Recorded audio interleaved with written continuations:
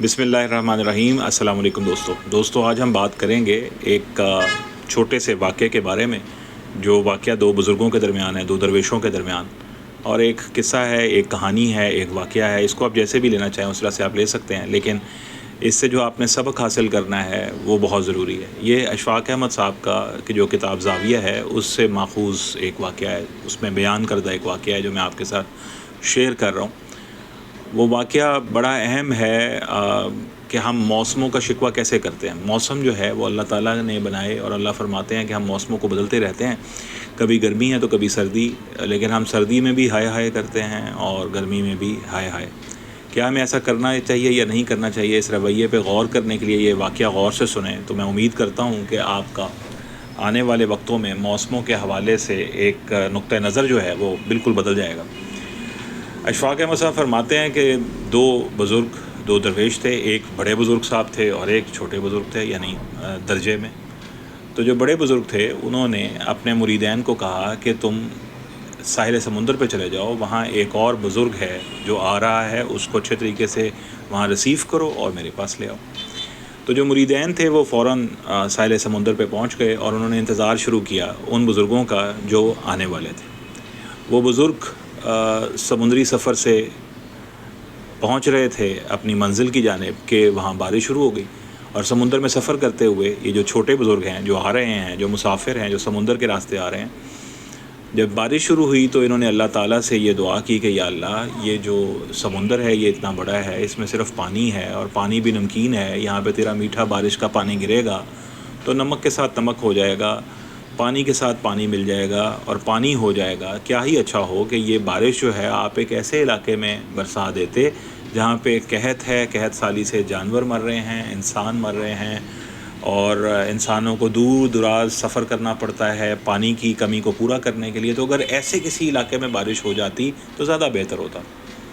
اس کے بعد وقت گزرتا ہے، وہ جو صاحب سمندری سفر سے آ رہے ہیں یہ دعا کرنے کے بعد اپنا سفر مکمل کرتے ہیں، ساحل سمندر پہ پہنچ جاتے ہیں۔ وہاں مریدین کی جماعت جو ہے، جو بڑے پیر صاحب نے بھیجی ہے، بڑے درویش صاحب نے جو بھیجی ہوئی ہے، وہ وہاں موجود ہے، اور وہ جو جماعت ہے مریدوں کی وہ فوراً بڑی آؤ بھگت کے ساتھ انہیں استقبال کرتی ہے، ان کو ریسیو کرتی ہے، انہیں قبول کرتی ہے ساحل سمندر سے۔ وہاں سے ان کو ریسیو کرنے کے بعد اپنے بڑے پیر صاحب کے پاس لے کر جاتی ہے۔ یہ جو صاحب سمندری سفر کر کے آئے ہیں پیر صاحب، ان کو بڑے پیر صاحب کے پاس وہ مریدوں کی جماعت لے کر چل نکلتی ہے۔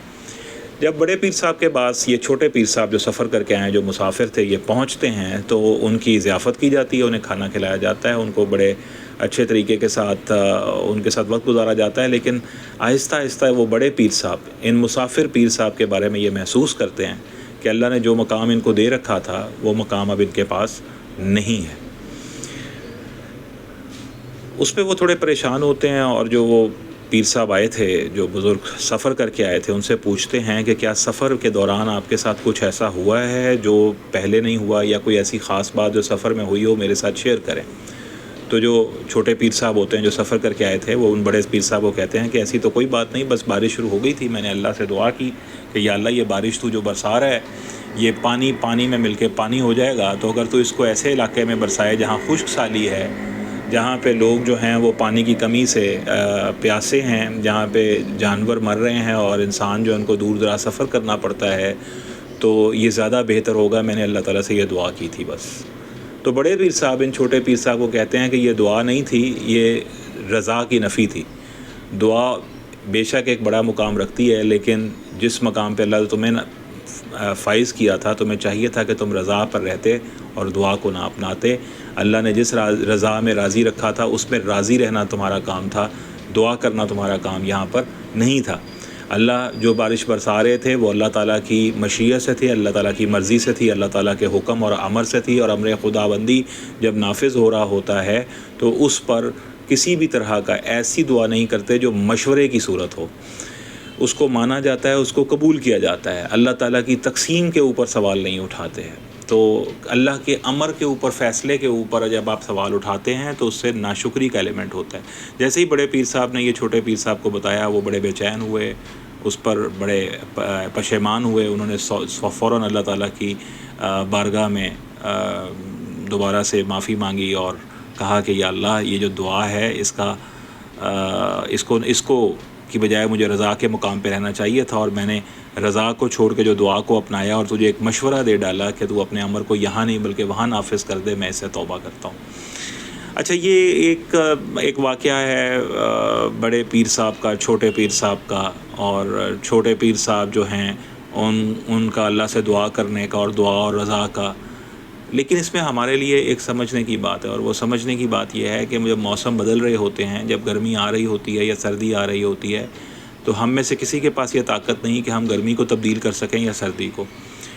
جب برسات ہو رہی ہوتی ہے تو کسی کے پاس یہ طاقت نہیں کہ وہ برسات کا موسم بدلے بہار کا یا خزاں کا۔ تو اس موسم کو ایز اٹ از ویسے ہی قبول کرنے کی جو ایک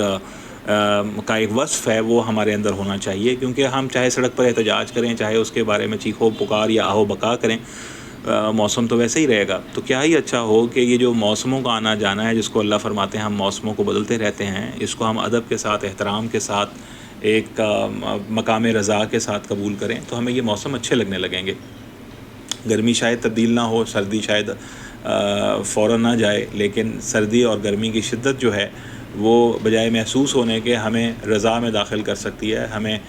گرمی میں بھی اللہ کی رضا حاصل رہے گی، اور سردی میں بھی ہم نہ گرمی کا شکوہ کریں گے اور نہ سردی کا، بلکہ شکر سے اور صبر سے اور رضا کے ساتھ اس کو گزاریں گے۔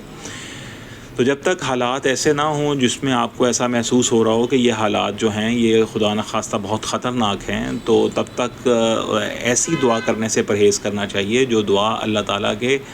خدا نخواستہ امر کے خلاف جا رہی ہو، اللہ تعالیٰ کی مشیت یا فیصلے کے خلاف جا رہی ہو۔ دعا کی بجائے ایسے مقامات پہ رضا سے کام لینا چاہیے، راضی رہ کے تسلیم سے کام لینا چاہیے، اس طرح کے اللہ کے امر کو اور فیصلوں کو تسلیم کرنا چاہیے۔ اور دعا کہاں کرنی چاہیے؟ جہاں پہ آپ اپنے آپ کو کہیں مجبور پاتے ہیں، اس مجبوری کے حوالے سے آپ اللہ تعالیٰ کی بارگاہ میں دعا کر سکتے ہیں، اللہ تعالیٰ سے اپنی آرزو اللہ کے سامنے پیش کر سکتے ہیں، اور وہ بھی بڑے ادب کے ساتھ، بڑی حیا کے ساتھ، بڑی شرمساری کے ساتھ۔ جیسے ہم اپنے ماں باپ سے بات کرتے ہیں تو کوئی چیز بنوانی ہو تو اس میں ادب ملحوظ خاطر رکھتے ہیں۔ ہم دعا ایسے نہیں کرتے کہ والدین سے یا کوئی بات ایسے نہیں منواتے کہ یہ بات آپ نے لازمی ماننی ہے، اس کو مانیں،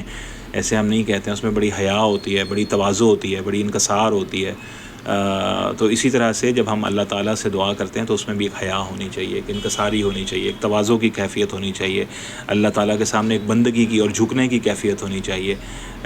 کبھی بھی اللہ تعالیٰ کے کسی نافذ ہوتے ہوئے امر پہ مشورے کی صورت میں کوئی جو بات ہم کہتے ہیں وہ مشورہ ہوتا ہے خداوند کو، اللہ تعالیٰ کو،